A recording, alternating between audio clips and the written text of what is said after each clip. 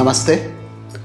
हम लोगों ने जो सीरीज़ स्टार्ट की है ट्रांजिट्स के ऊपर, उसमें मैं ऑलरेडी एक वीडियो बना चुका हूँ जिसमें मैंने जनरल डिस्कशन किया था कि ट्रांजिट्स क्यों वर्क नहीं करते हैं। जैसे लोग बोलते हैं आजकल, अगर आप देखेंगे जनरली यूट्यूब पे तो धूम मची हुई है वीडियोस की। अब शनि सतभिषा में चले गए तो ये राशियों के लिए अच्छा होगा, उसके लिए बेकार होगा, इस तरह की चीज़ें चल रही हैं। अभी गुरु वक्री होने वाले हैं, देखना उस पर भी धूम मचेगी कि क्या होगा। बट जैसे मैंने लास्ट टाइम भी बताया था कि सिर्फ ट्रांजिट्स के ऊपर हम अपनी प्रेडिक्शंस बेस नहीं कर सकते हैं। ट्रांजिट्स जो हैं वो जनरली वेस्टर्न एस्ट्रोलॉजर्स यूज़ करते थे, बिकॉज उनके पास दशा योग ये सब नहीं होते हैं उनकी एस्ट्रोलॉजी में, तो इसलिए वो ट्रांजिट्स के ऊपर डिपेंड होकर प्रेडिक्शंस देते थे। लेकिन सिमिलर कल्चर अब जो लोग हिंदू एस्ट्रोलॉजी कर रहे हैं, पराशरी कर रहे हैं, जेमिनी कर रहे हैं, वो लोगों ने भी फॉलो करना शुरू कर दिया है, विच एक्चुअली डजंट वर्क। तो इसके ऊपर अगर आप डिटेल समझना चाहते हैं तो मैंने एक वीडियो ऑलरेडी बनाया था ट्रांजिट्स के ऊपर, जिसमें हम लोगों ने बेसिक्स के बारे में बात की थी। और जैसे मैंने उस वीडियो में बताया था कि मैं कुछ चीज़ें ट्रांजिट्स के ऊपर बताऊंगा इन डिफरेंट वीडियोस। तो अभी इनिशियली मैं स्पेशल ट्रांजिट्स के ऊपर फोकस कर रहा हूँ, और आज इस वीडियो में हम लोग बात करने वाले हैं षष्ठी पूर्ति के बारे में। अब षष्ठी पूर्ति जो है ये बहुत इम्पॉर्टेंट इवेंट होता है। षष्ठी पूर्ति का मतलब क्या हुआ? 60th year completion. Southern part of India की अगर मैं बात करूं तो वहाँ पे इसको बहुत ही इलेबोरेटली मनाया जाता है। लोग एक प्रकार से समझिए कि फंक्शन करते हैं इसके ऊपर, जब कोई भी 60 साल कंप्लीट कर लेता है तो। और उस समय नवग्रह शांति, रुद्राभिषेक, मार्कंडे की पूजा, बहुत तरह की डिफरेंट पूजाएं हैं वो परफॉर्म की जाती हैं डिपेंडिंग ऑन दी फैमिली, उनकी परंपरा में क्या है उस तरह से। तो काफ़ी पूजाएं की जाती हैं सो दैट जो भी जातक 60 साल अपने कंप्लीट कर रहा है उसकी आगे की जो लाइफ है वो अच्छी जाए। तो इसलिए नवग्रह शांति पे काफ़ी एम्फसिस रहता है इस समय। और उसके बाद लोग आप देखेंगे कि हस्बैंड वाइफ दोनों को बिठा के उनकी पूजा की जाती है, इस तरह से ये सेलिब्रेट किया जाता है। अगर मैं नॉर्थ की बात करूं तो यहाँ पे ये वाली परंपरा तो नहीं है, बची नहीं है ऐसे कहूँगा मैं, लोग भूल गए हैं। लेकिन यहाँ पे एक स्लैंग चलता है, ये सठिया गया है, बुढ़ाऊ सठिया गया है, इस तरह करके लोग बोलते हैं। But again importance of 60 is there in India. पूरे भारत में इसकी इम्पोर्टेंस है। कोई किस तरह से बोलता है, कोई किस प्रकार से मनाता है। अगर मैं एस्ट्रोलॉजिकली बात करूं तो इसको जब आदमी 60th ईयर कंप्लीट करता है, इसको एक तरह से सेकंड बर्थ माना जाता है। अब इसका रीज़न क्या है, थोड़ा सा हम इसको समझने की कोशिश करते हैं। तो देखिए, अगर हम ट्रांजिट्स की बात करें, जुपिटर और सैटर्न ये दो इंपॉर्टेंट प्लैनेट्स हैं वैदिक एस्ट्रोलॉजी में। तीसरा राहु है, उसको मैं सेपरेटली डील करूंगा, will do another video on that. But Saturn and Jupiter they are very important planets. Guru जो हैं वो 12 वर्ष लगभग लेते हैं पूरे ज़ोडिएक को कंप्लीट करने में। यानी आपका जब भी 12th ईयर आएगा तो जुपिटर जो है अपनी नेटल पोजीशन पर वापस आ जाएंगे।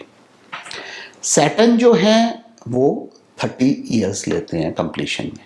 तो यानी फर्स्ट टाइम अपनी नेटल पोजीशन पे वो वापस आएंगे when you are around at the age of 30। Second time वापस आएंगे अराउंड द एज ऑफ 60। अब अगर एक चीज़ हम लोगों ने बचपन में पढ़ी थी मैथ्स में, जिसको हम एलसीएम बोलते हैं, lowest common multiplier.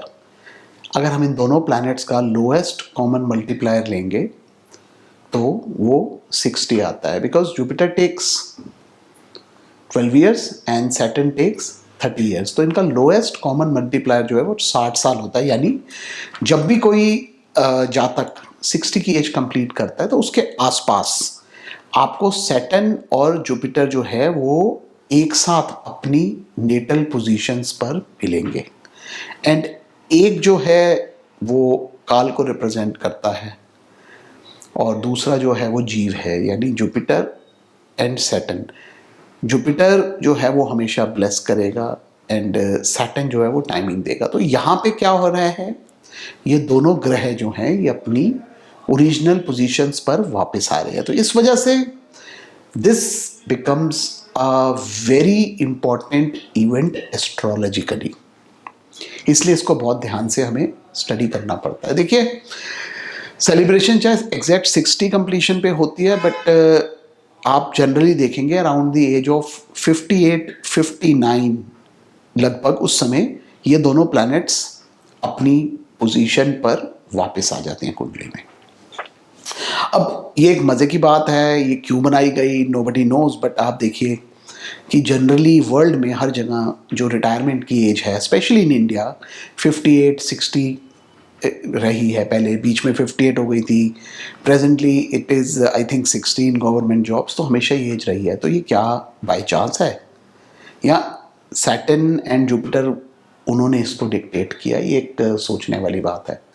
But generally आप देखिए, जनरली लोगों की जो लाइफ है वो अराउंड द एज ऑफ 58-60 के आसपास एक ड्रास्टिक चेंज लेती है। कई लोगों के लिए अच्छा चेंज होता है, कई लोगों के लिए बुरा चेंज भी होता है। समटाइम्स कई लोग जो हैं वो मैंने देखा है in charts around the age of 58-59 काफ़ी बीमार हो जाते हैं, हेल्थ इश्यूज आते हैं उनको, एंड समटाइम्स इतनी हेल्थ ख़राब हो जाती है कि वो चले भी जाते हैं।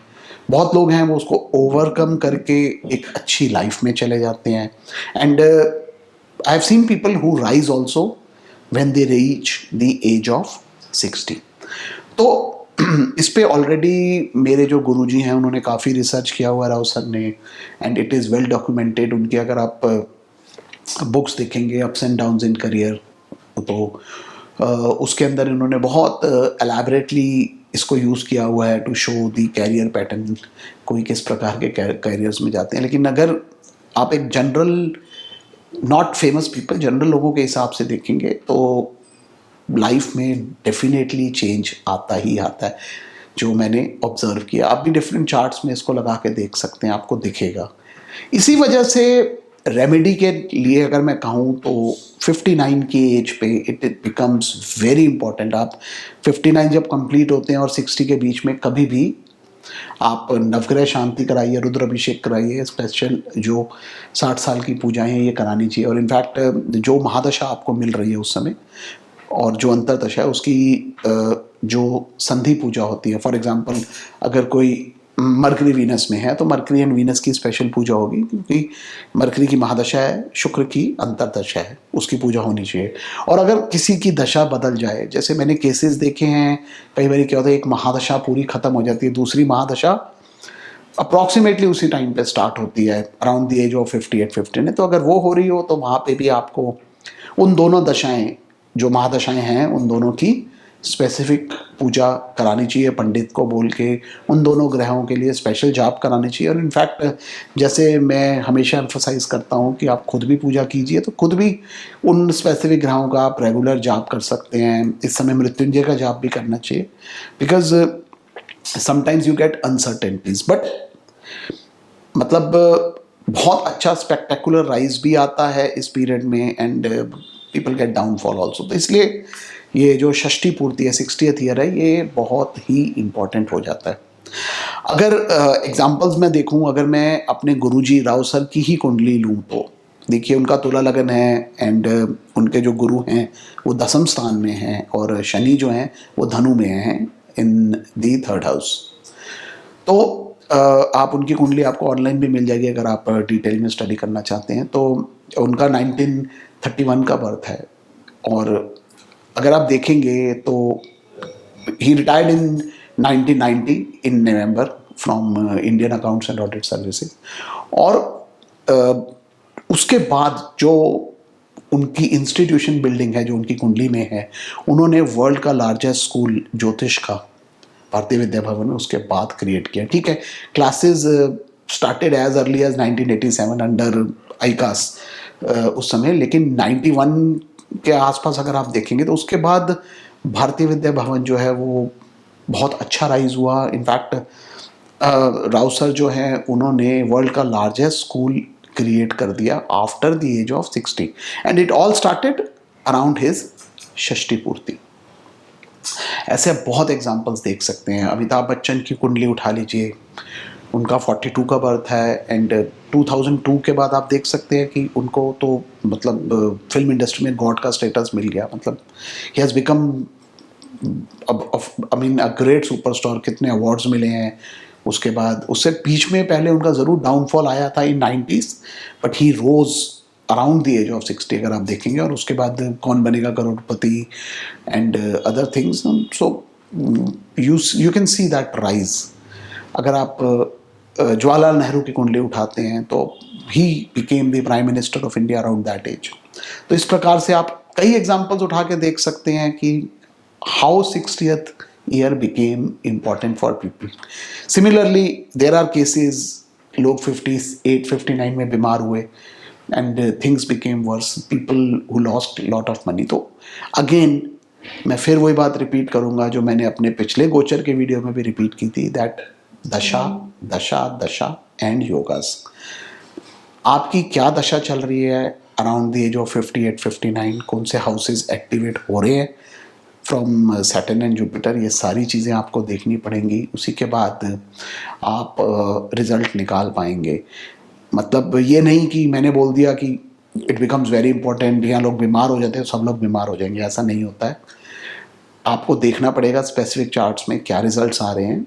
बट ये एक आप समझिए बहुत ही इम्पॉर्टेंट ट्रांजिट है और ये रिजल्ट्स ज़रूर देता है। तो इसलिए इस ट्रांजिट को अच्छे से स्टडी कीजिए और देखिए कि किस प्रकार से रिजल्ट्स मिल रहे हैं, बिकॉज ये बहुत ही स्पेक्टेकुलरली अच्छे रिजल्ट्स दे सकता है और बुरे रिजल्ट्स भी दे सकता है, and it all depends on the दशा।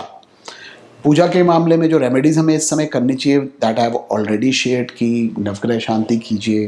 अपने आप करना चाहते हैं तो स्तोत्र कर सकते हैं नवग्रह का, विष्णु सहस्रनाम कर सकते हैं, मृत्युंजय जाप कर सकते हैं during that year around that age. और नवग्रह शांति काफ़ी हेल्पफुल रहती है इस समय।